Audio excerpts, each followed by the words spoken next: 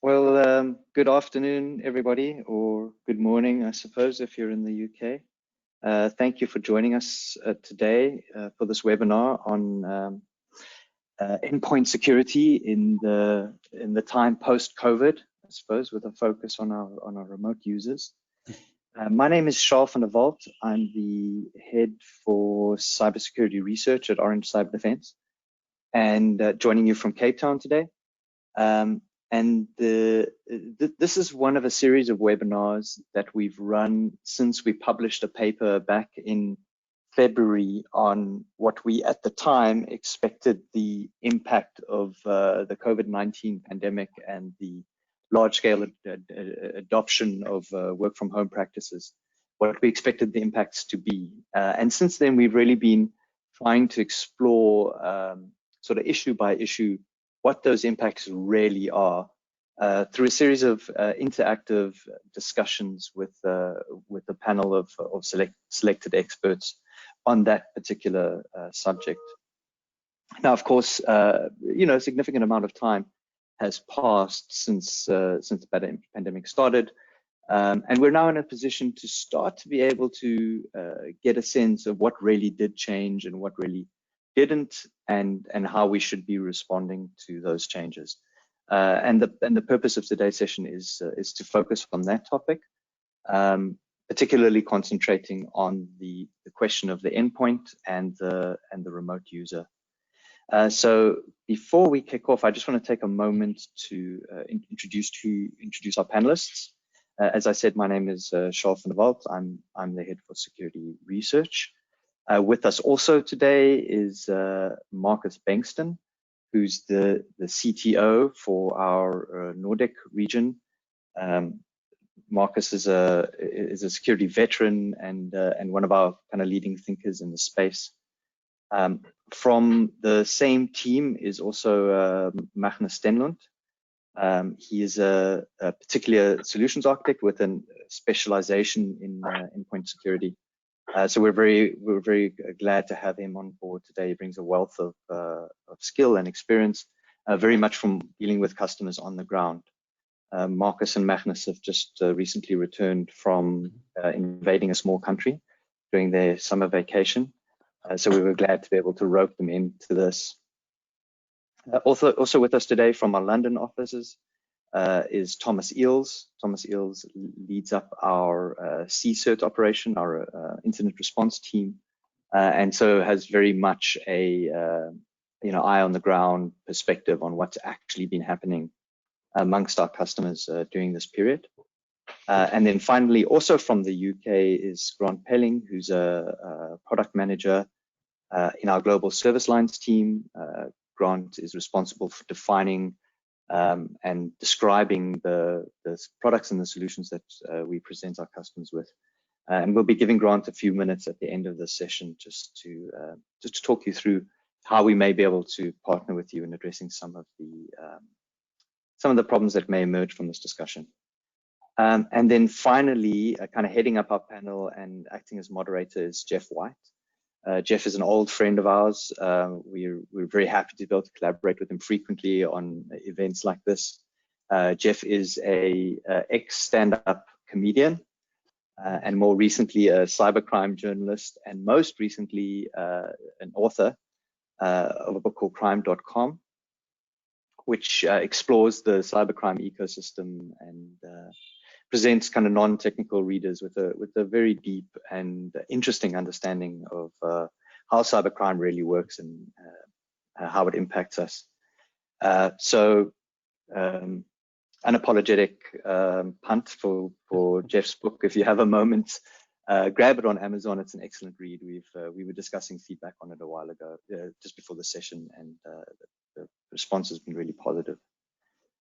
So Jeff, with that, let me hand it over to you. Charles, thanks for that. So really kind introduction. And as Charles says, we have a really good panel, this panel that covers lots of different very useful areas. And also for you, the attendees watching and listening, there's a chance for you to get involved as well. During the course of the presentation, we've got a few polls, a few surveys with key questions that we'd like you to answer.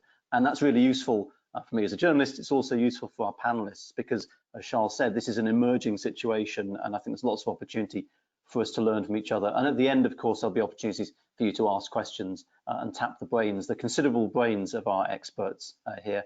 I think, to be honest, my first question is going to be for Thomas, because I just wondered what happened to all of your other skateboards behind you. There's room in the rack for more, but there's only one left. Is that?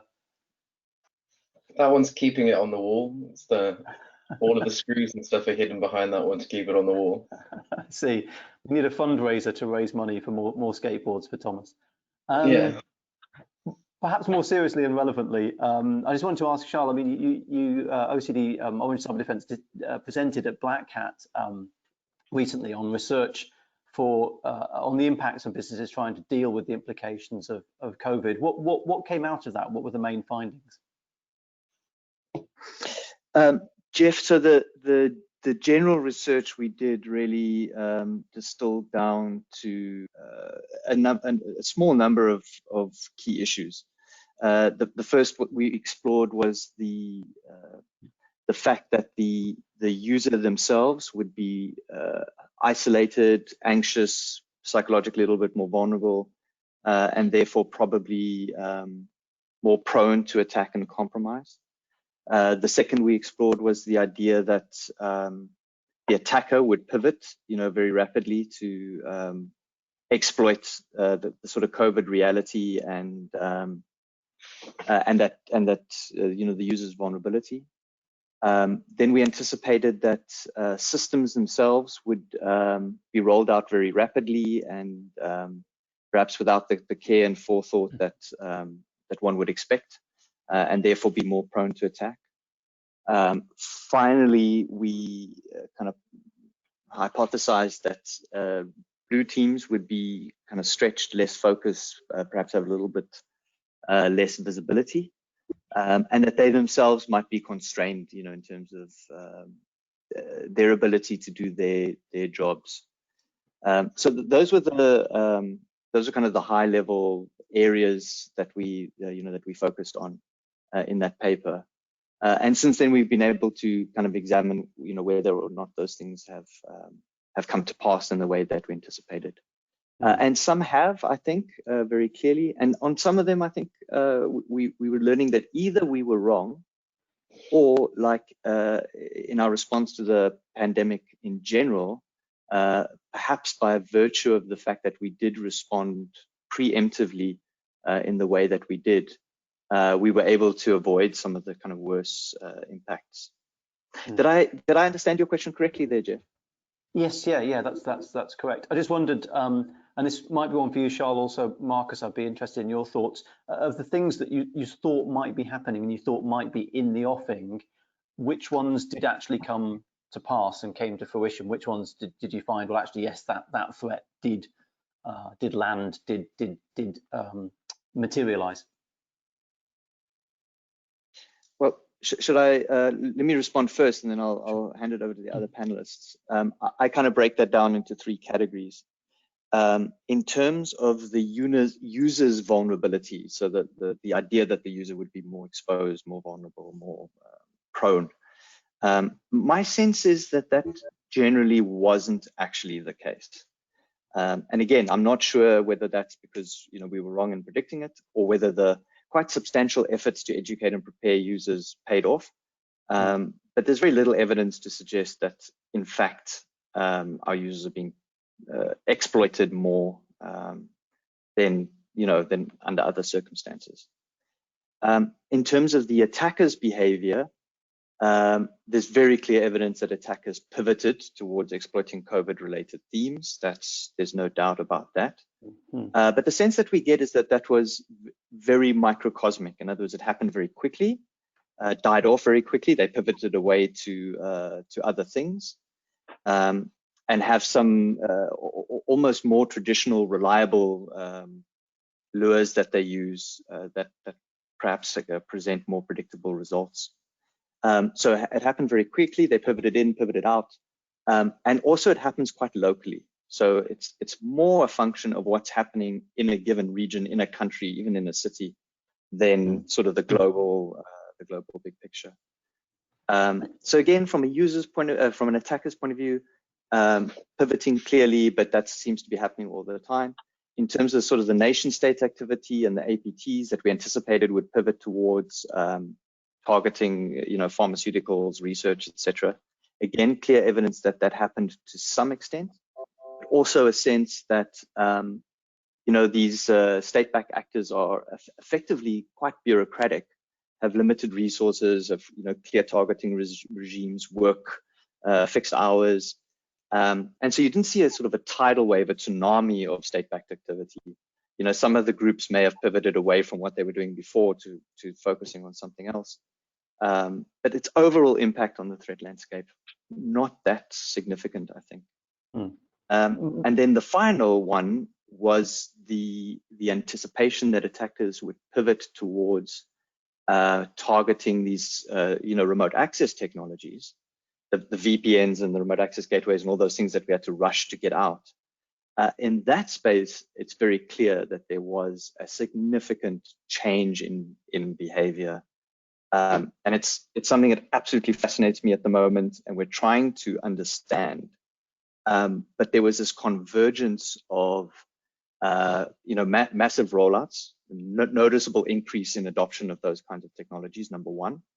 Number two, an absolute wave in terms of a discovery of vulnerabilities in those platforms. In contrast to a kind of a dip or a slump overall in vulnerability research, there was a marked increase in vulnerabilities being discovered and disclosed in those technologies. And then finally, the attacker being able to use those vulnerabilities to find those kinds of systems and affect compromises. And I'd be very interested to hear Thomas weigh in on this. But there are several public and public instances, plus instances that Thomas's team worked on, where that's very clearly the case. And that in turn was picked up by the ransomware actors, I believe, although the evidence to support this is maybe still a little light. And so we see a bit of a correlation between the volume of sort of big game hunting attacks and the problems with these remote access technologies, which is causing a little bit of a storm at the moment. So for me, if anything, the big shift has been in the focus on those remote access technologies as a gateway. Interesting. I'll come on to Thomas in a second, but I just want to ask Marcus first of all. Is that your experience as well? Would you side with Charles? And is there anything you'd add on the increasing exploitation of things like VPNs and RTPs and so on? Well, first I would like to say that the attack surface that we are seeing today is the same that we saw before Corona. It's just that the size of the attack surface has increased because the vast amount of remote users, the increase of remote users. And then a comment that we've seen also is that basically when we had to get so many VPN users on board simultaneously, we had to make some configuration changes to make sure that the VPN boxes actually could handle the load, which also increased the attack surface. We enabled technologies like split tunneling, for example, and vastly increased the size of the attack surface.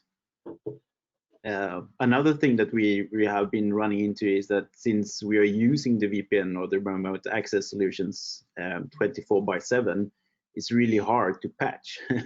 And as Charles says, and Thomas is going to say, that you have to patch because there is known vulnerabilities. And the guys that is running the VPN solutions, they're saying like, when should we do it? I mean, it's kind of a technical suicide to bring down the VPN boxes, and even if you want to do it, you don't know if the patch is actually going to add more challenges from a support perspective. So it's challenging times that we're seeing for sure. Thomas, then talk to us about that. As Charles says, you've been looking into this and have seen at the sharp end some of this activity around remote working technology. What have you seen? Share some with us. So I think it was almost like a perfect storm. Just before COVID hit and just before lockdown came in, there were two pretty big vulnerabilities that got kind of released to the world. One that affected a couple of well-known VPN brands, and one that affected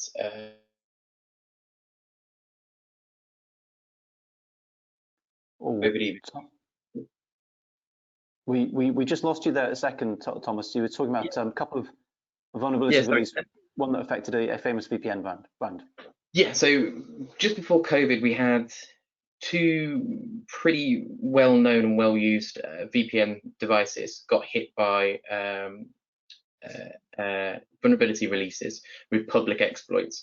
And January kind of time, we saw a huge increase from our clients asking us to investigate that.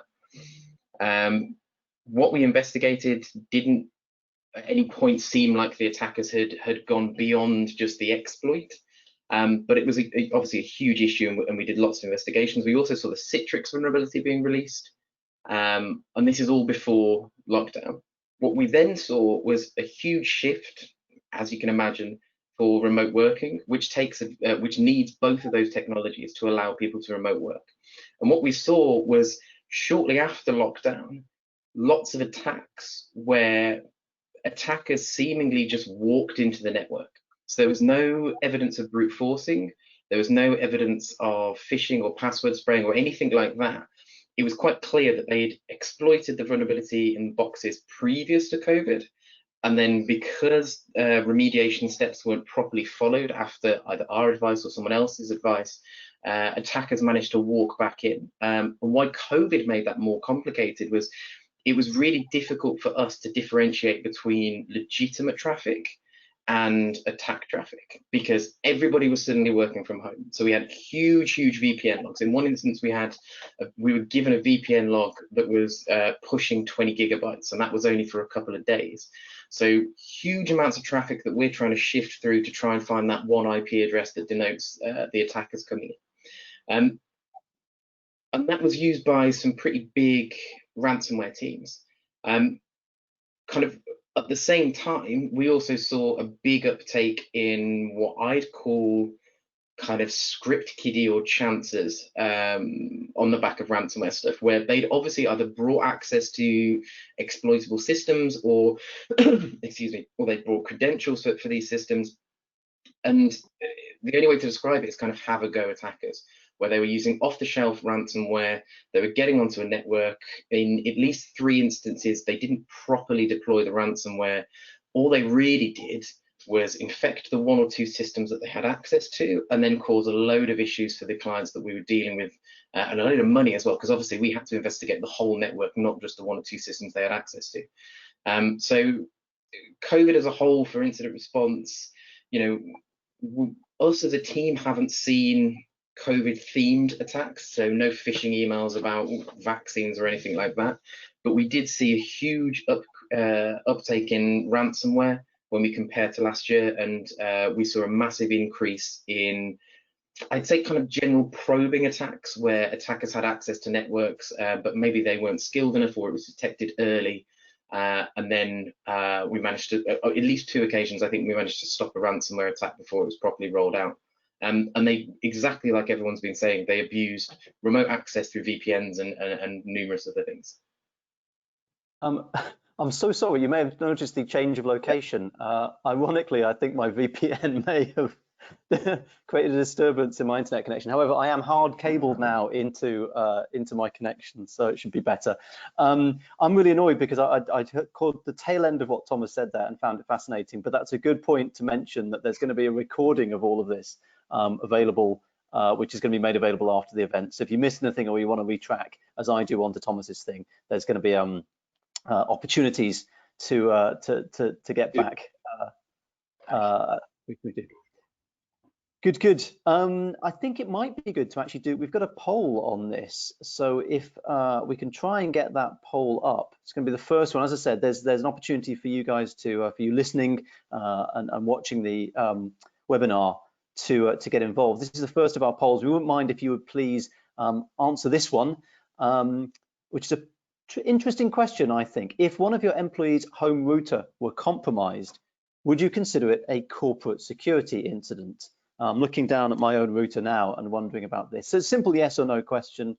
As it says, panelists don't get to vote, so we don't get to give you our opinions. But if you could hit 1 yes or no, that would be useful, as when we'll come on to the issue of home routers and indeed home security, and we should be able to show you the answers after a brief period of time. Because I say it's a really interesting, a thorny one, this, in terms of home users. I wondered, while we're waiting for that, Marcus, if you could talk us through the sort of challenges that you face when suddenly your workforce are working from their home router. Is it a simple case of switching on the VPN and you're good to go? Yeah, thank you. I think that the challenge here is that you have to compare the home office with the corporate office. So when you look at the corporate office, it's a controlled environment. Someone is always making sure that the networking, the wireless, the routing, the switching is updated. The latest patches is on. Perhaps there is some kind of network access control, making sure that the machines that is allowed to connect to the network is under control. So in general, you can say it's a controlled environment. And then if you pivot and you look at how does the home office looks like, then it's an uncontrolled home router with admin and password as login details that you can Google if you know the brand of the box. There is a Wi-Fi where the end user is probably the person that is responsible for the security, and the patching of the home router is also debatable. Who's going to do that? Is that the ISP or is it the user? And then you can add to that saying that the devices that is connected to the home network is probably your kids doing gaming, and they have downloaded some nice add-ons to that game, and what they included we don't know. So I think it's a huge difference between the corporates and the home users. And as I said before, this is not changed because of COVID. It's just that the attack vector is so much bigger. And to add to that, you also know that if you own the router, you in general own everything from a hacker perspective. Yeah, it really is. It's a key link in the chain, isn't it, at that point? And our poll was really interesting there. That is slightly ahead. Slightly more people think that it would be a corporate security incident, but it's pretty close. 58% to 42%. 58% say yes, it would be a corporate security incident. 42% say no, it wouldn't be a corporate security incident, as in presumably the view would be it's the employee's own problem. I think that there is a lot of things to add to that discussion. I mean, because if you talk about zero trust network, and then you can say that, well, if that device only have very limited access to the corporate network, not a full VPN tunnel, you don't have split tunnel enabled, and you have a clear identity check, and you have a clear host check of the device, and you don't have local admin, then maybe you could say that it's not a big problem. But if you look at the other side, saying you have split tunnel, you're local admin, you have full VPN, and you don't have a zero trust network access model to your data centers, you typically have full access to domain controller, then I would say it's a different discussion, right? That's really interesting. Yeah. So there's router access and there's router access, I suppose. There, yeah. I want to come on to Magnus now. It's a related issue, this one. I wondered about, we've obviously got a situation where the endpoint's no longer regularly connected to the corporate LAN. Does this create challenges for attack detection? Are you finding customers might have security blind spots because their users are no longer in the sort of corporate environment? Yeah, and I think many of our customers and customers in general have realized that that there is we have seen an increased demand for detection and response capabilities, basically, and I would say that customers that have embraced sort of the cloud for management for the security solution, they have been far better off during COVID, because they have basically they have kept their both prevention and detection capabilities due to that they are not relying on having their security agents connecting to an on-prem management. So that is something that we have seen, and also and I agree with Marcus' statement earlier that this problem, it's no new problems really or new challenges. It's just that it's an increased volume, and I think that's also and also an increased, I would say, increased demand on the security teams to be more, having coverage more 24/7 because the volume is higher. So having experts 24/7, etc., that's a challenge for many customers now.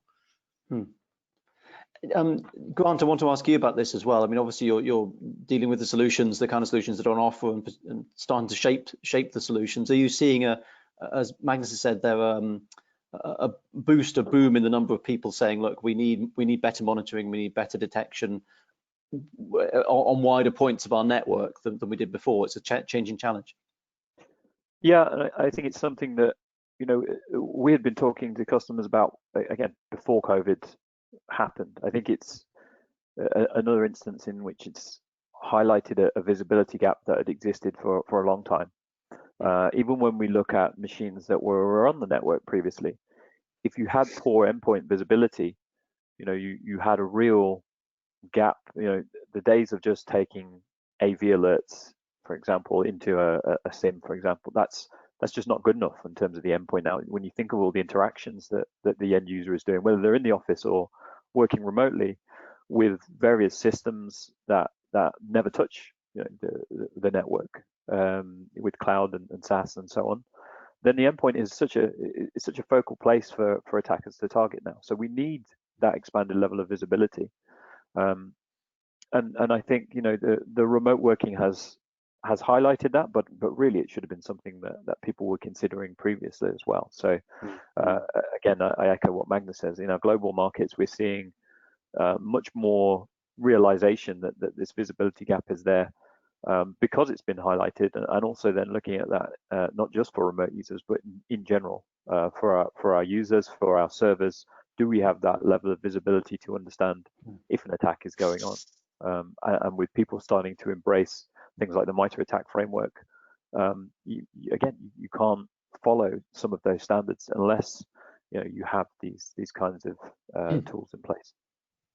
And presumably the organizations, Grant, that you're talking to, this isn't just a sort of emergency, you know, temporary solution that they're looking at, because working from home seems to be something that's bedding in, is going to be really, for some organizations, permanent or semi-permanent. I presume that they're taking these conversations really seriously and saying we need this stuff not just now and for the next little while, but let's look at it as a permanent solution. Is that correct? Yeah, and what's been interesting is, you know, despite the challenges of COVID for most businesses, I think there is again a realization that this threat has to be addressed. It has to be sustainable for companies.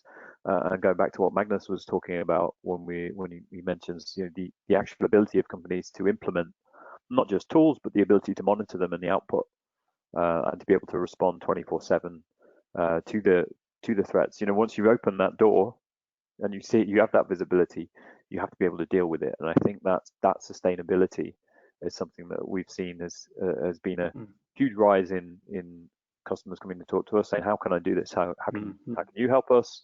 You know, how can we work with you to make sure that you have the right visibility, to make that a sustainable effort to improve our security operations? Yeah.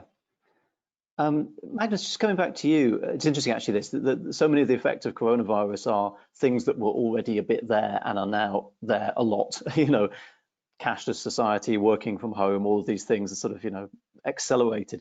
But Magnus, I wanted to ask you, I mean, are there examples of relevant attacks or compromises that are unique to endpoints connected at home? Are there things that for home workers you'd say are actually really, really different to what used to happen when they were in the corporate environment?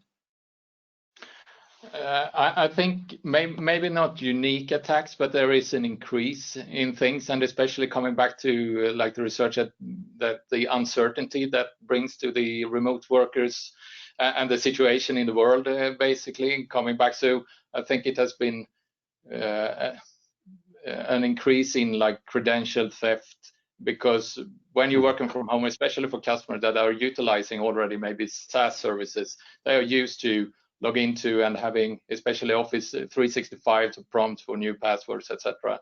So I think there has been an increase, so maybe not new attacks, but an increase in certain vectors. And there are also some new challenges introduced apart from the detection and the controlling of the endpoints if they're outside the company network. There are also new challenges introduced, like for instance, following up on patches, getting the patches out there, following up on those. The whole vulnerability management space has become a challenge as well. So you might need to rethink how you manage these things so they be, I would say, more less on-prem. There is a less need for on-prem solutions for that. So instead, being able to keep control and visibility regardless of the location of the endpoint. It's really interesting. So I wanted to come back to Charles on that, because one of the things you said that I thought was interesting was that there was a possibility that users were going to be, you know, increasingly targeted and increasingly a weak link. I mean, what Magnus talked about there was interesting. You know, as an employee working from home, you're presented with things that look different. You know, your password might need re-entering, and of course, for a hacker, that's a perfect opportunity to say, "Oh, please re-enter your password to log into your VPN or Office 365 or whatever." And it surprises me that we've not seen more employees getting targeted by that, but also getting caught out. Is it just that we don't know about that, or the education's worked? What do you think? I don't know, Jeff. It's always hard to know what you don't know, of course. So it could be that you're not hearing it. It could also be that our anticipation of that particular threat led to action, and that you know, preemptively we did we did slow things down. But I don't get the sense that that's the case. I get the sense that the physical location of the user is not the prime factor, and that that sort of perfect storm that Thomas spoke about that's emerging is being underreported on, misunderstood, I think, to an extent, but also, to be fair, hasn't been exploited perhaps to the degree that it can still be. You know, we were talking about the importance of proper like endpoint visibility and endpoint protection software. And you know, we did this research for Black Hat a few months ago, where we examined the effectiveness of VPN software in terms of sort of creating that LAN-like environment for the remote user, so an equivalent environment for the remote user as they would have in the corporate LAN. And what our research showed was that that's probably for most VPN deployments not entirely the case. So, you know, for you connecting via your VPN to your corporate network, you're probably not equivalently secured to what you would be if you were actually connected to the corporate LAN. And there's a gap there that you know, we argue needs to be closed by something like EDR. And we think that threat is real, and our research suggests that it's exploitable, and you know, all of our thinking and talking suggests that it's a real threat. But in truth, we haven't actually seen it being exploited yet. So it's as if there's sort of, I don't know, sort of unrealized gains for the attackers there still, that they haven't gone into. And if I may say something, just one last thing on that point. You know, Checkpoint released two fascinating report, like many of us did, around the impacts of COVID on the security landscape. And there's two graphs that they show that I like to juxtapose. The one shows the pivot towards COVID-related themes for spreading malware, phishing, etc., relative to overall attacker traffic. And in that graph, what you see is this small but noticeable pivot, as we said, towards using those themes, relative to an overall dip actually in malicious activity over the same time, but both being very short-lived. The other graph shows the technical attack vectors that they use in terms of attachment. So what are they actually attaching to the mails that they send? And by a long stretch, it's still executables, then Word documents, and Excel spreadsheets, but not the new XLSX formats. The old, Doc and XLS formats are the majority of the actual technical attachments that they use. In other words, what we're seeing is that the attacker hasn't, to my mind, seen the need to substantially change what they're doing. They may use a different subject for the email or something, but actually they're getting away with the same old stuff by and large. So I'm not sure, when or whether that may change, but it seems to me that I think, as Machen said, it's mostly the same old, really, as far as the users being remote. Yeah. It's such a shame, isn't it, that there isn't a sort of cybercrime industry spokesperson group that we can go to and ask their opinion. Say, why aren't you doing these things? Maybe someday. Yeah. We've actually got a poll on this particular sort of point. Second of our polls are surveys that we'd like you, if you're listening or if you're watching, presumably if you're watching, to get involved and answer. This is about the sort of blind spots during COVID-19. But just as we get that poll up, here we go. So yes, with the endpoints no longer regularly connected to the corporate LAN, have you suffered from security blind spots? Spots is missing there, but you get the idea. So in your own experience as listeners, watchers of this webinar, how have you found it? With endpoint no longer connected to the corporate LAN, regularly connected to the corporate LAN, have you suffered from security blind spots? Simple yes or no, let us know, we'd be interested.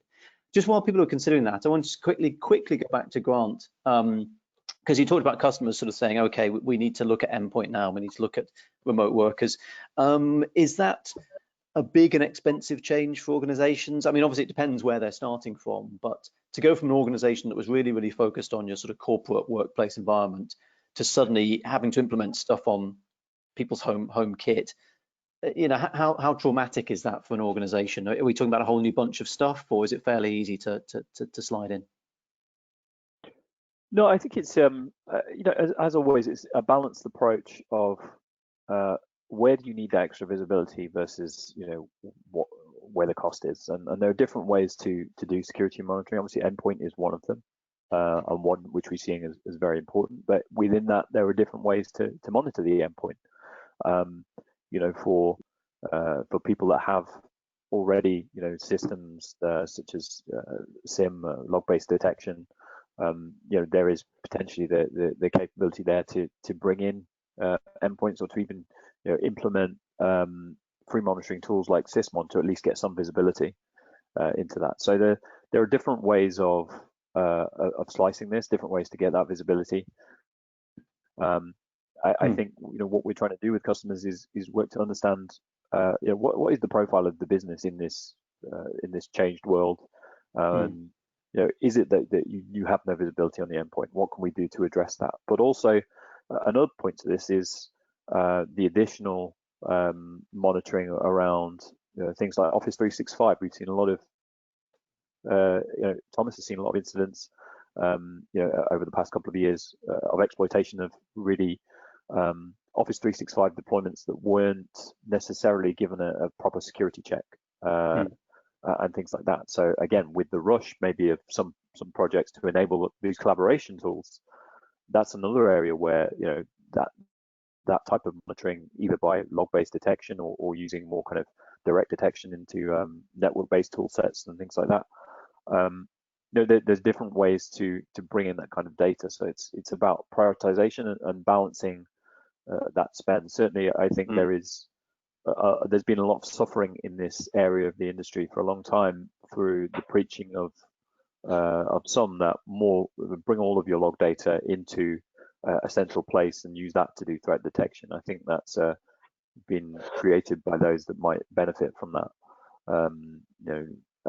I think that's not necessarily true. In fact, that can cause more noise than is needed. So there has to be a balance of what can we afford to do, how can we get that visibility in the most efficient way, on what's going to work. You know, it's a lot easier to roll out endpoint visibility, for example, and agent-based endpoints that report back to cloud-based management than it is to implement a SIM system that has many more dependencies on the customer, especially in a time where customers might be suffering with not only the availability of people to bring log data into a central platform, but maybe even access to some of those devices or data centers to make changes. So yeah, that's the kind of landscape as we see it right now. Really interesting. Thanks, Grant. And we've got an answer to our poll there. And again, it's really close. 56%, so just over half, say that they have suffered from security blind spots. 44% say no, they haven't. So again, it's really, really interesting. There was, of course, overriding all of this, the sort of horrible Donald Rumsfeld question, which Charles addressed, which is the sort of thing: if there are known knowns, there are known unknowns, and there are unknown unknowns. So we're all slightly fighting in the dark here, but really, really interesting. And thank you for taking part in these surveys. It does help us. I just wanted to come to Thomas quickly now. Apologies, you may have addressed this in the period where I was out of action, but I mean, you know, did customers actually experience more intrusions? Did they get more intrusions during coronavirus? Did they not notice them again? Going back to that point of we don't know what we don't know. What's your? So if we look at the numbers that we did last year at this time and compare them to now, the amount of casework that we've had in has been so much higher this year, and the number of cases that we've been running concurrently has been so much higher. So whereas this time last year we might have 1 or 2 cases a month, and they'd kind of, one would finish and we'd pick up a new one.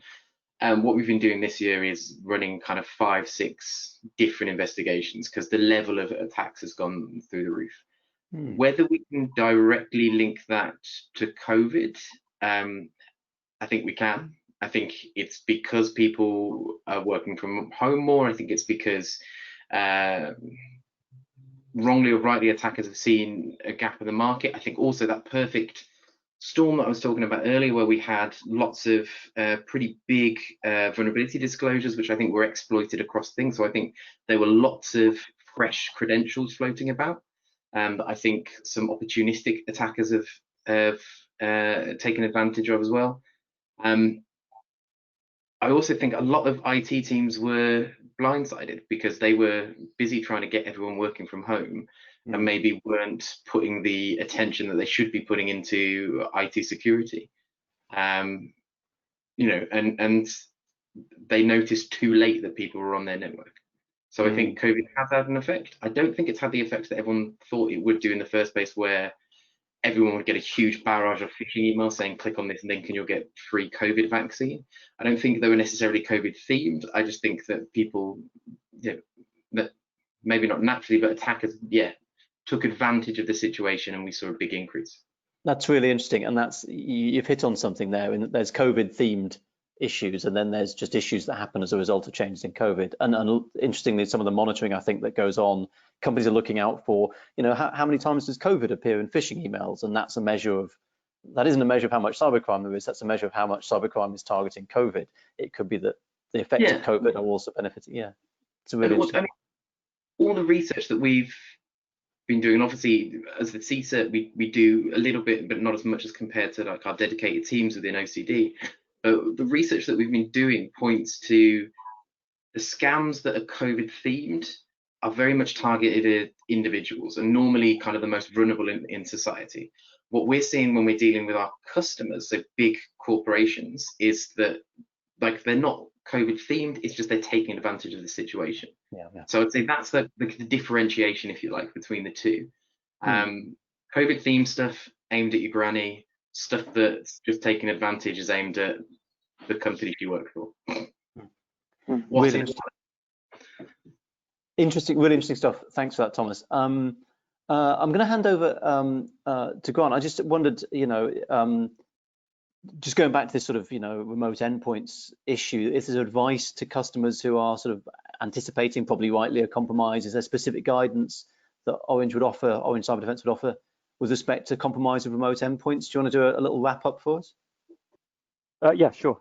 So, you know, we've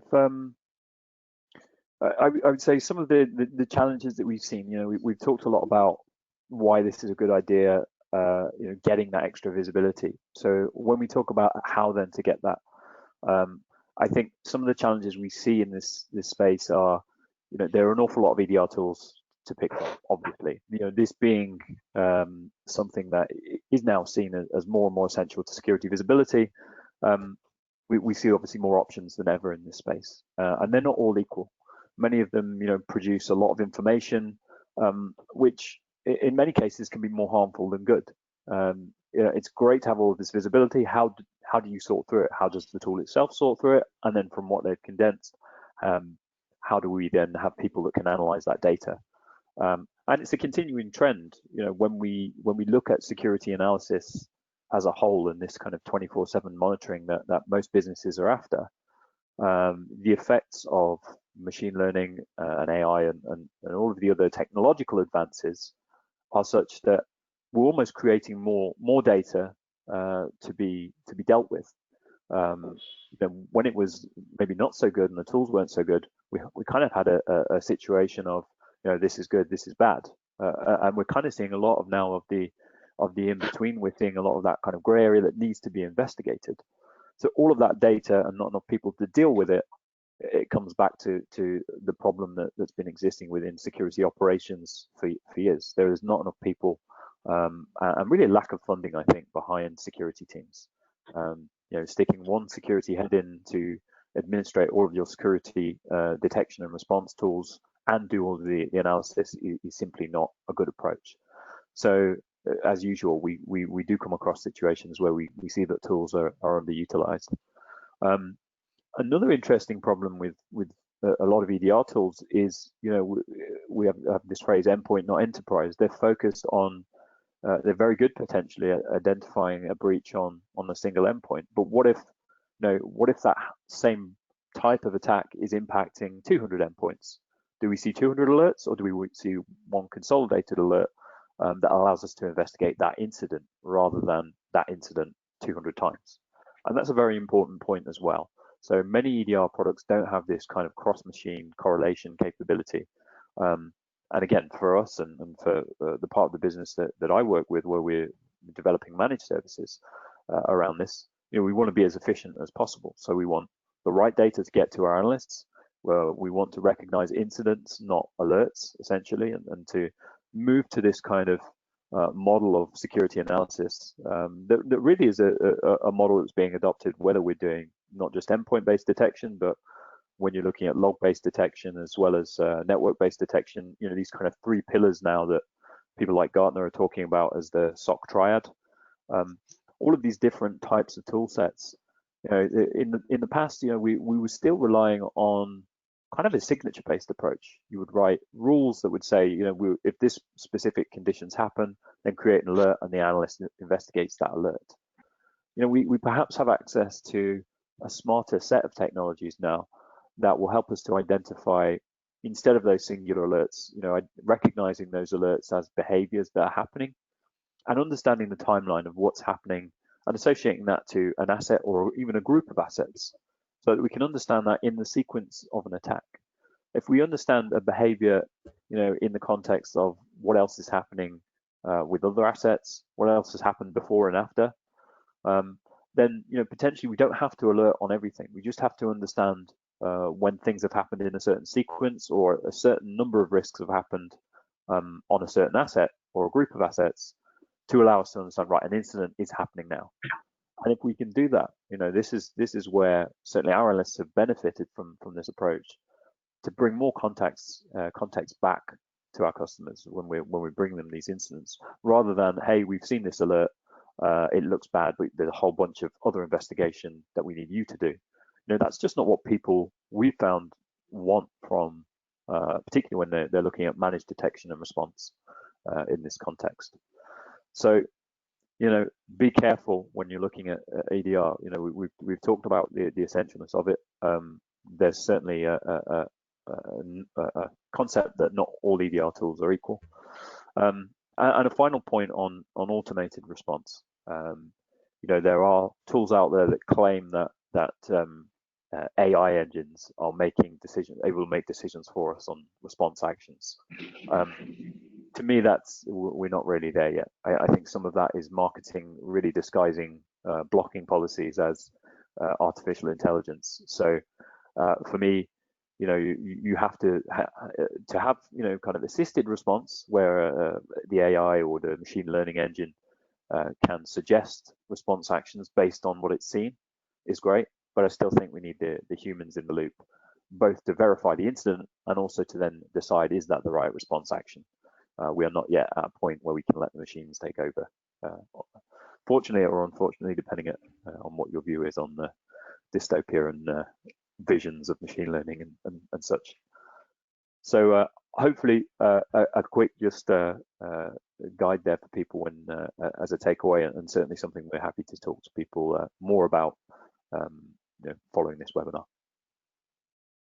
Good stuff. Thanks for that, Grant. Appreciate that. And amazing, that the AI thing might be a bit of marketing hype at the moment.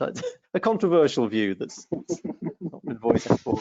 Now, look, I really need to apologise. During the move from the upstairs of my house to the downstairs of my house, I've lost the ability to see audiences and attendees' questions. I'm so sorry about that. If the other panelists can see the questions panel and do have a question that they want to pick up on, please feel free to chime in, because I'm sure our panelists, our attendees rather, have asked a whole bunch of questions. Oh, hang on, I've got it back. There we are. Look at that. Okay, now I'm just going to pop out the questions there so I can see them. Let's have a quick look. Yes, I see the questions here. So I'm going to ask this. So the question is based on impact of the compromise or technical categorizing of the incident. So I think that the question is it based on impact of the compromise or the technical categorizing of the incident? As in, what are we labeling this attack rather than the depth of the impact of the breach? So I think that's about how we're categorizing this. It's possibly about working from endpoint stuff versus inside the corporate network stuff. Does it actually matter how we label it? Should we just treat all this stuff as attacks and look at the impact rather than trying to work out, is this affecting this particular area or that particular area? Does anybody want to chime in on that one? Are the categories helpful to us even?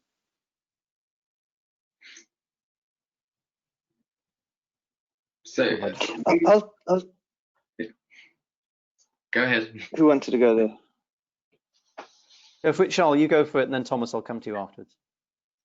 Yeah, I'm skeptical of over categorizing things. I think we have this obsession with trying to kind of explain the behavior away by putting things into boxes, and I'm not sure that it's useful to do that. And I think it causes us perhaps to focus artificially on some things and not on others. Where, as we know, the attacker, only has to be lucky once, as we know. So you might even rightly identify that most activity or most risk comes from a specific area, or more risk recently comes from a specific area. But if you focus on that area at the expense of other areas, you're going to get popped there. So I think those categorizations can be a little bit of a red herring. Having said that, I do think that the continued examination of what has changed in terms of the threat landscape for us is useful, because I have a suspicion that we're dealing with quite a significant systemic change.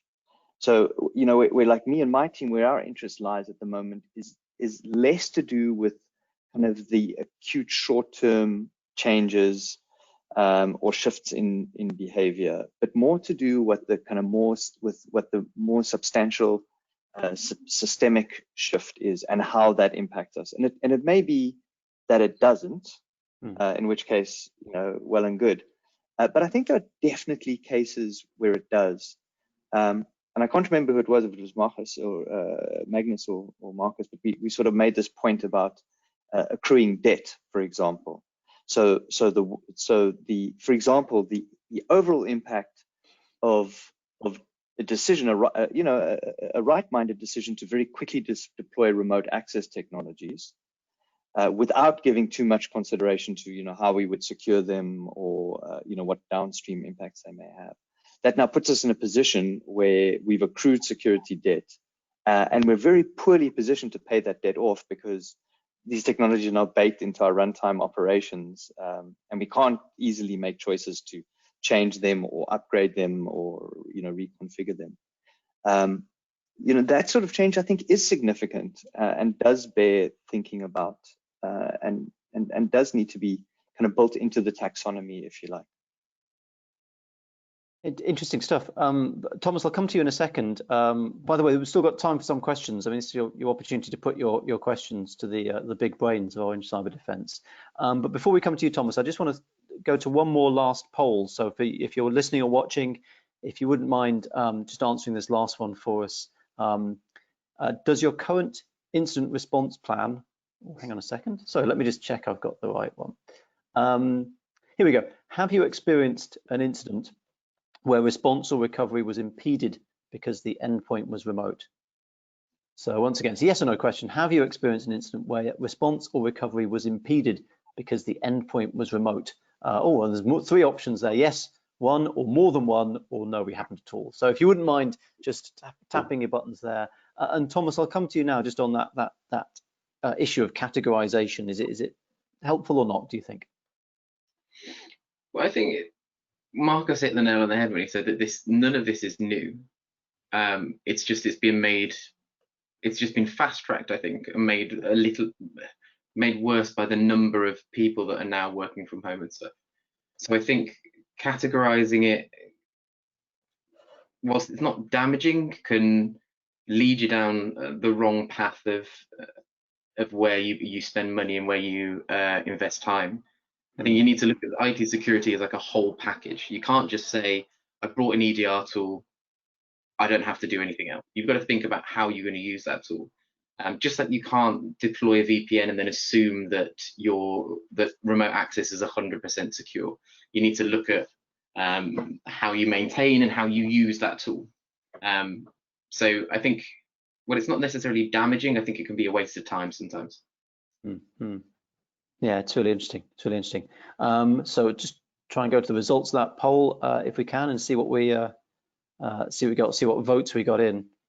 Oh, interesting. Have you experienced an incident where recovery was impeded because the endpoint was remote? Yes, 17% say yes, they've had one. 22% say they've had more than one, but 61% say no, they've managed to react in the same way, even though it was endpoint. Interesting, really interesting stuff.